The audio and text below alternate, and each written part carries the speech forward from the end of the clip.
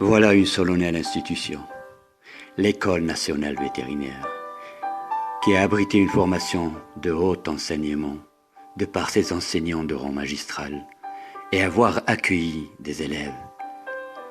Des différentes promotions firent un passage de 5 années dans cet environnement, dans cet espace majestueux pour l'obtention de diplômes de docteur vétérinaire.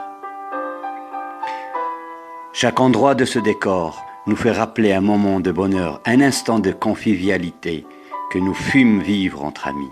Cette école qui a ouvert ses portes en 1975 a fait valoir ses prétentions. Pour toutes sortes de raisons, cette école a su s'orienter vers l'objet focal de toute recherche d'enseignement, à savoir la formation de la médecine vétérinaire. Elle a été la première école à montrer et prouver son enseignement auprès de son officine théorique et pratique. Des éminents docteurs vétérinaires ont suivi leur formation au niveau de cet établissement. Aujourd'hui, certains occupent des postes de haute responsabilité dans la filière. Les uns évoluent quelque part dans le monde, d'autres ont quitté ce monde. On ne doit pas oublier à jamais ceux qui ont bâti cet établissement de par leur savoir, tel que le docteur Rahal Anwar Pacha, qui a été l'origine de la construction de cette école. Et c'est ce corps d'enseignants qui se fortifie à chaque fois de nouveaux éléments que l'histoire a connus. Docteur Chouta, tchécoslovaque de nationalité, mort en Algérie alors qu'il se trouvait sur le terrain de tennis.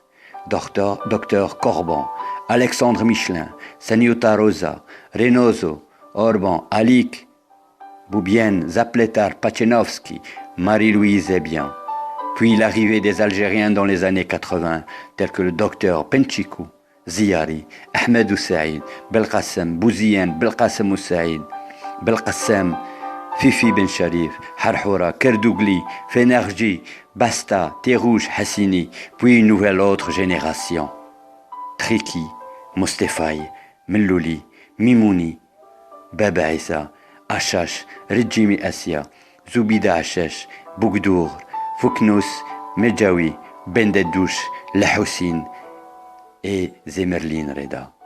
Bien sûr, sans oublier l'enfant prodigue qui donnait des pulsions dans cet espace d'enseignement avec ses activités tantôt culturelles, tantôt sportives et parfois gâteuses.